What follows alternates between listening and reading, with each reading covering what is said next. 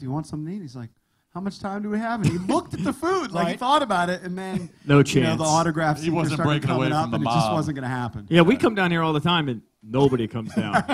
Well, I'm trying to lose a little weight right now. Yeah, you're actually looking pretty good. I'm not you saying still you didn't hooping? look good, but no more hoops? How much did you lose? The basketball thing's over. So that you don't have any games? I knew I shouldn't have mentioned that.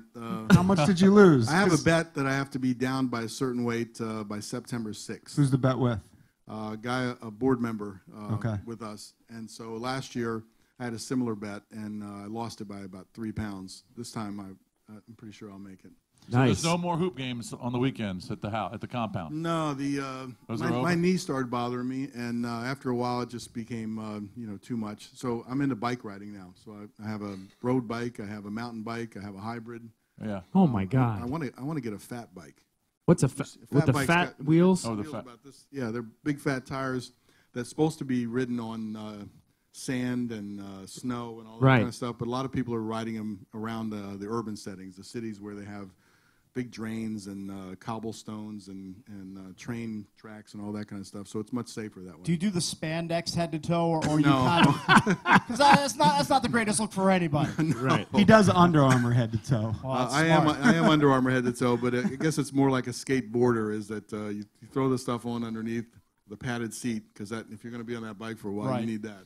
Right. And but beside that, it's just your baggy shorts. Yeah. Nice. All right, so kind of rapid fire fashion. I want to bring up a couple topics in the news here in D.C. A lot of controversy because Robert Griffin III said he feels he's the best quarterback in the league. Only had 4 touchdowns, 6 interceptions, 9 fumbles last year. Clearly not the best, but you can maybe defend him and say, well, that's the mindset or his mentality that he wants to have to help him prepare. Do you buy into that? What was your mentality? I mean, you're obviously a Hall of Famer, but there were years when other shortstops were better than you, that put up bigger numbers than you. How did you feel you had to feel as a player? How does he defend it? When you ask him that question, what does he say? Very convoluted. He claims it's taken out of context, and that we, the media, are twisting his words around. He doesn't make much sense when he speaks. That's probably true. I would guess that it's a confidence and that. It's what he's striving for, essentially, I think. What he's striving for? Yeah, to be the best. Obviously, just a few short years ago, we talked about him as being the best, right? And all the skills that he brought there, and then the injury kind of slowed him down a little bit, and then the changes. The mindset is, I always thought that it was your actions and your performance would be the words, and then you're just creating, more difficult path for you if you start talking about things. But other people find it really motivating to get it out there and kind of say it and kind of live to it. And it's a pressure that you're putting on yourself that is healthy. And so I don't know. I mean, I'm not a psychiatrist sitting up in the chair trying to figure out why people do the things that they do. But I can understand that it's a confidence thing, and it's also a motivating thing. Did it ever bother you when other guys would say things and you just roll your eyes? I mean, would it ever affect relationships in a clubhouse? Guys are saying something stupid. I'm sure you guys goof on each other, but did it ever affect you? Or? Well, we all are different. And when you're asked a question, some people like myself will think about, what the answer might be and then try to figure out where you wanted me to go with it. Do I really want to go there? Right. Other people just blurt out the answer. and they don't think anything of it. I remember, the situation when we were playing the Cleveland Indians in the playoffs, and we went to Cleveland, and it was a very hostile environment, and they were really trying to be hard on us, and they were saying a lot of stuff to us. Well, they live in Cleveland. Of course they're going to be hostile. And then so we ended up winning a couple close games there, and we came home, and the media was trying to make a big deal out of it, saying, okay, would you like your fans in Baltimore to be like the Cleveland fans? Would you want them to be hard on the other team and scream and yell at them? Right. And so the answer would be, no, I like our fans just the way they are. But the media would go to certain members of the team and throw that question out, because all they were looking for is they wanted somebody to say, yeah. They were looking for one donk. I want as we would say on the show, one donk. And so that they found one or two, and then who were they? Sure, well, I can't tell you that. Come on. But sure enough, they start saying it, and then now if you don't perform in those situations, and you're already discussing that how your fans should be because they're actually impacting the game. I mean, sometimes in basketball and sometimes in football, the environment then creates a difficult environment for the other players. But in baseball, generally, it's still about execution and hitting and all that kind of stuff. So it's not as a big a deal. But as soon as you don't perform anything, then all of a sudden it turns on you again.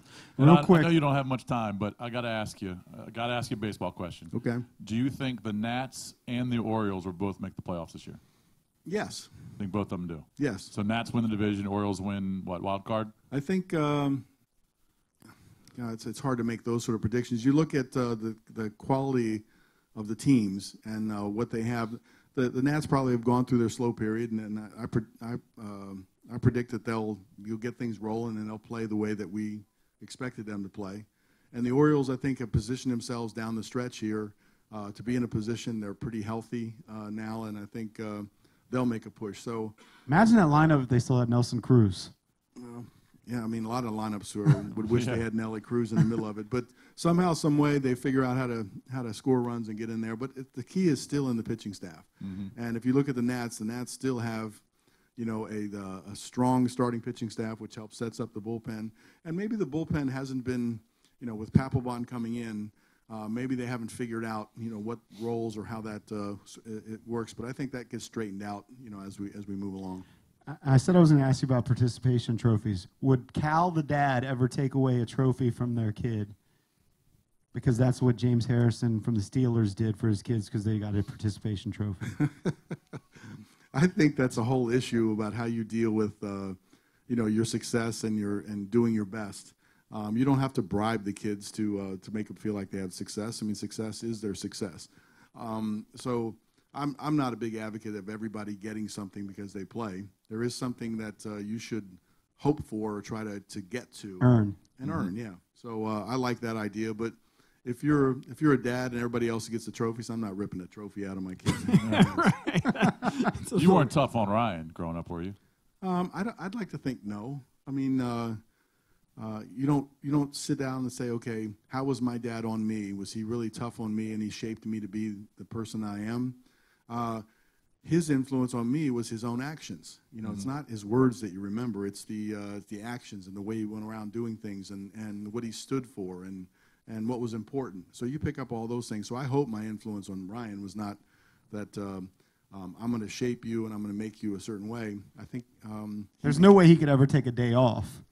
Like if you found out he was just taking a day off. Well, that's unfortunate, and because when he did get injured, some of the guys on the team would say, okay, let me get this right. Your dad played for so many years and didn't miss a game, and you come in there right away, and now you're on the disabled And for those list. that don't know, he's in the minor leagues right now, Yep. right? He got drafted by the Nationals last June, hurt his ankle, tried to play through that and get his ankle right, and then he ultimately had to have surgery because he had severed a stabilizing ligament in his ankle, which was important. And now, I think I talked to him yesterday, he's got 65 or 70 at-bats under his belt down in the Gulf Coast League, and he's starting to get it. So he's starting to face guys that know what they're doing a little bit, 95, 98 miles an hour fastballs, and he's figuring out how he can do it. All right, Cal, we know you got to run because John's giving us a break sign. He's got doing a lot of TV today. And we're going to help spread the word about the Under the Lights Gala Night with Kevin Spacey and Cal Ripken Jr. Thank you so much for the time. Let's have a big round of applause for Cal Come Ripken on, Jr. everybody. at DC Lottery Live. He's got a lot of commitments today. Thanks again for the time, Cal. Thank you. Appreciate it, Cal.